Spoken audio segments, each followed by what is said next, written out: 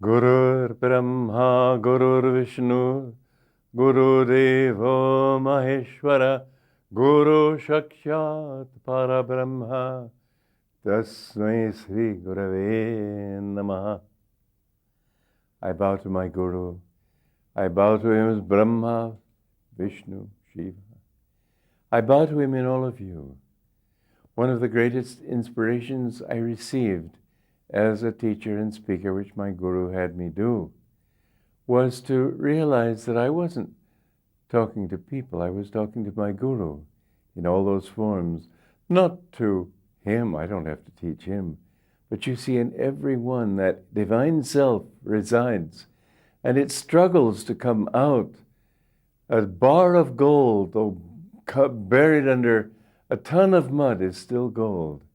And within you, despite whatever identification you have with your body, your personality, your nationality, whatever it be, you are still the immortal Atman. And you must learn more and more to keep that thought in mind, not to become proud. I have seen yogis and sadhus and so on act proud. My Guru one time met a master. He was a great soul, but master was so full of devotion for everyone because he saw God in all. So when he met this saint, he was just a boy. He prostrated himself, and the saint, seeing this humility and devotion, declared, "I am God." And Master jumped to his feet. He said, "You don't say so." And he happened to have a mirror on him. He pulled it up. He said, "Is that God? That's not the God I'm seeking." He turned around and left the room. This man was he was a highly realized person. And immediately he came running after him and stopped him. He said, "Stop, stop, stop. Please excuse me. I realize my mistake." And my Guru said, "The wave cannot say it is the ocean. The ocean can say it has become all the waves.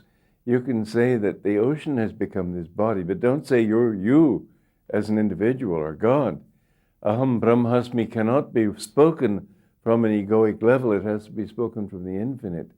And the Guru had to be great because in front of all his disciples, he pranamed and said, "Thank you, you've awakened me from a great delusion." But many saints that I've met in this country speak as if their ego was that.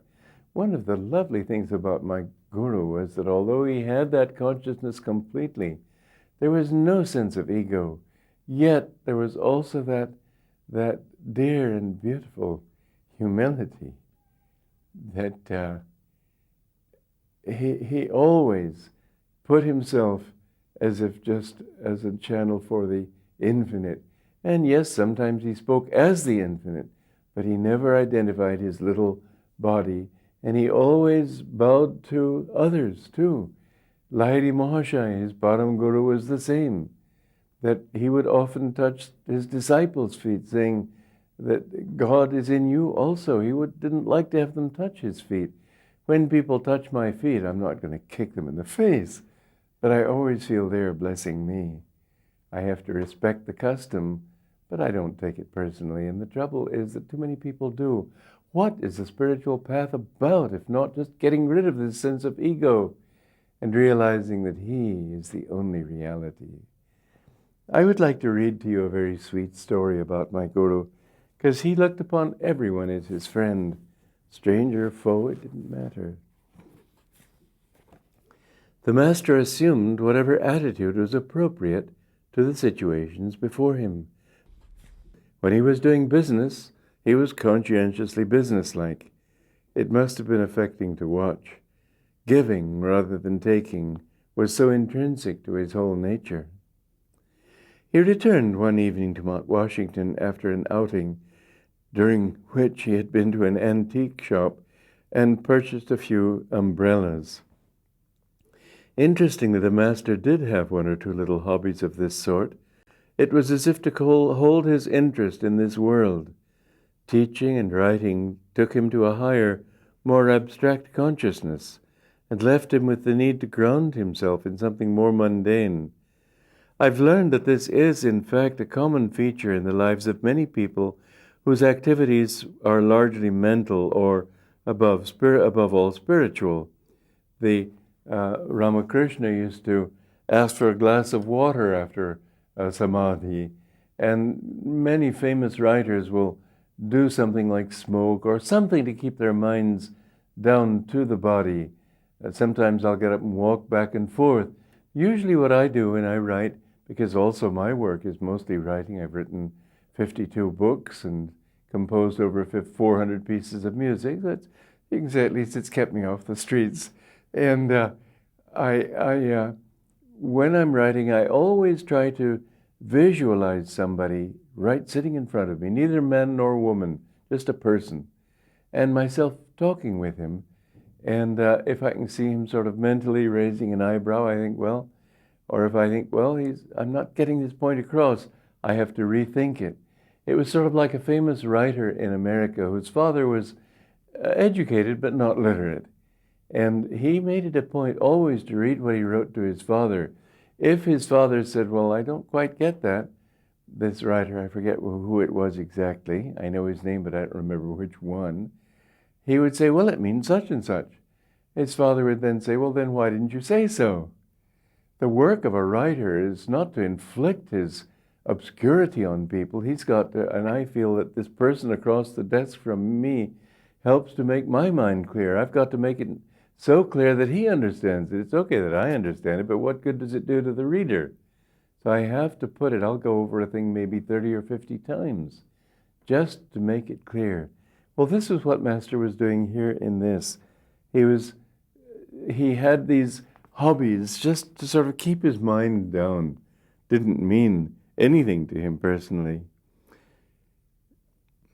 Another hobby of the Master's was collecting opals, which reminded him, he said, of the opalescent light of the astral world. On the above-mentioned occasion, he had bargained carefully, trying always to get a good price. After completing his transactions, however, he ceased to be the conscientious buyer. Gazing about him now, he told us afterwards with sympathy, I saw what a poor shop that man had and gave him more money than I'd saved while bargaining with him. He said to me, you are a gentleman, sir, and he gave me in return an especially fine umbrella. The Master paused in reflection a moment, then commented, what a poor-looking floor that man had in his shop. I think I will buy him a new linoleum floor covering. Always his first emphasis was on human and spiritual rather than practical material values. To him, every stranger was a dear friend in God. It was so beautiful to see this because, first of all, he said something very interesting to Dr. Lewis once. He said, no one's path has crossed mine in this life except for a reason. So that even that man would be somebody he would recognize from some other life. But all people he saw as the divine in that form, and that form could be very ignorant, that form could be very steeped in delusion, but his goal was to emanate that kind of vibration which would help people. And many people, there was a gas station, petrol station down at the bottom of the hill from Mount Washington where he lived, at the bottom of Marmion Way and a little into Figueroa Street. And saying that for people who know Los Angeles. And he would stop there and they would get gas there. Petrol, as we call it, gas in America. A few of us happened to meet this man who ran that petrol pump in Nevada City, I think it was, or somewhere in Northern California, many years later. And he happened to see a copy of Autobiography of a Yogi on the dashboard. He said, oh, I used to run that station down there, and it was such a wonderful thing every time he came by. Here, this complete stranger, sitting in the car while others filled the tank. That's the kind of impact he had on people. You couldn't forget him. One time, interesting, one of his disciples said to him that I attended your lecture at Symphony Hall in Boston 25 years ago. And it's strange, you looked at me the whole time, you never took your eyes off me. And Master smiled, he said, I remember. He remembered everyone, he remembered all things. His consciousness was not like a person's. It was always a superconscious kind of thing. If he affected not to remember something, he would if you drew his mind to it, because the divine consciousness was always active in him. You know, he said a very interesting thing. He said that the ordinary human being, and I've mentioned this before, you know, the center of the ego is in the medulla oblongata, which is at the base of the brain. This is where, when the sperm and ovum unite to begin creating a physical body, that's where they begin the creation. And it goes out and creates the brain, goes down the spine and out into the nervous system, and slowly the embryo is formed and the human body is made. But it's from here that the ego, it's here that it's centered, and you can't operate exactly on that point, or it would produce instant death. The spiritual center is the heart, interestingly enough. In Yogananda's beautiful spiritual poem, Samadhi, he says, I cognized the center of this empyrean when he felt and saw and realized himself to be one with everything that is in the universe. But he said, I cognized the center of this empyrean as a point of intuitive perception in my own heart. In fact, that's a very interesting concept in itself. I remember I wanted to be an astronomer when I was young, and I was building a telescope, and just about when I've almost finished it, it slipped off the table and cracked, and I have to admit I lost heart. But nonetheless, we all know this truth, that this universe is so vast, but nobody knows of any center to it. In a few centuries ago, we used to think that the universe was geocentric. In fact, it wasn't until the late 19th century that they realized that the Earth is not the center of everything, and so they said the sun is the center of everything. It was moderately recently that people realized that the sun itself is not the center of everything, that the center of our galaxy is a point far away in the constellation of Sagittarius. There is no center, as far as we know, astronomically, to the universe. But what's so interesting about this line of progression, taking us away from geocentricity, and no, we're, at least scientifically, we can no longer think I'm the center of everything and I'm supremely important, or even that man is all that important. He's just a little tiny thing on a tiny mud ball of a planet spinning on the outskirts of one of 100 billion galaxies. Makes us seem awfully unimportant, and you go out and you look at the stars at night, and a natural thought that comes to human being is how small I am. But do you realize that you cannot know anything except from your own center? Indeed, you are the center of the universe. That's a staggering thought, because you'll never know anything except from this point of reference. And so when my master said that he cognized the center of everything as a point of intuitive perception in his own heart, he was saying a deeper truth too. As it says in the Shastras, and as he pointed out in his Autobiography of a Yogi, that divine vision is center everywhere, circumference nowhere. It's a staggering concept, because we're always working from our center to do things. I write books, you may do carpentry, you may sell in shops, but it's always something outside. But the center of it all is from inside out. If you approach people in that way, I found it very helpful. Try to feel get in tune with your center, and then tune in with their center. And those two centers are the same center. You can understand people from within when you think of them from within your own center. This is a way of intuitively understanding people, intuitively understanding art. I think that as a theory of art also, they have big theories as realism versus impressionism versus surrealism and all these isms. The truth is that even a realist who tries to paint a brick wall, nothing could be much more prosaic than a brick wall. But every painter will paint it differently because he sees it differently.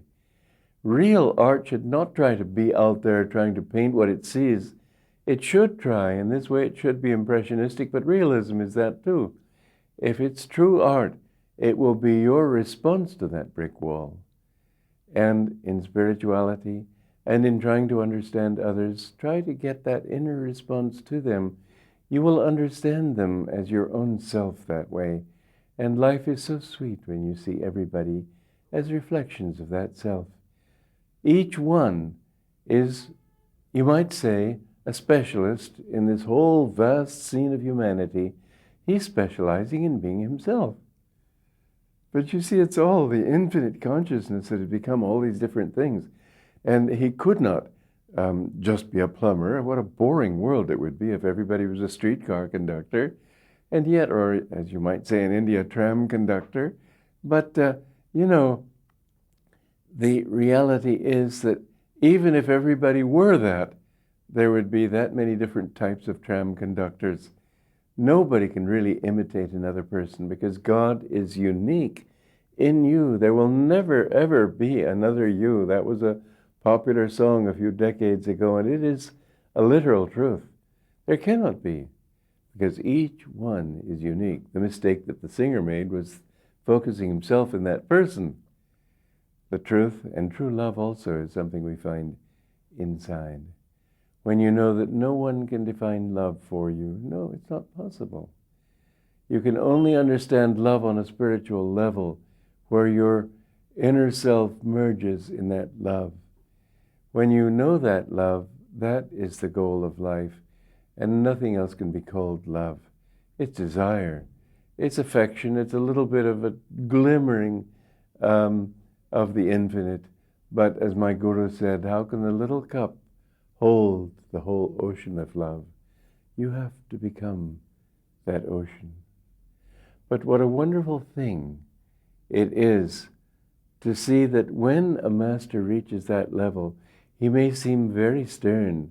And sometimes people thought, oh, Master was being so hard on them. He wasn't. He couldn't be. He was helping them. If a doctor has to do a little surgery on you, he isn't doing it out of sadism. He's doing it because he wants to help you. I can't go so far as to say that most doctors are doing it because they love you, but a spiritual doctor does it because he loves you. My guru loves each one of you. And when I see you as my guru, I'm not looking at you. And I'm seeing that soul in you, which was enlightened in him and needs to become enlightened in you. And my whole goal in being here is to act as an emissary for that great guru to help you to understand that that infinite light shines in you, that the more you live in that light, the more you will understand that you too are infinite. Joy to you. Thy light within us shining has shone where freedom lies, from earthly walls confining to soaring spirit skies. How oft like sheep we've strayed apart, now guided by thy ray, in inner freedom of the heart, our night has turned to day.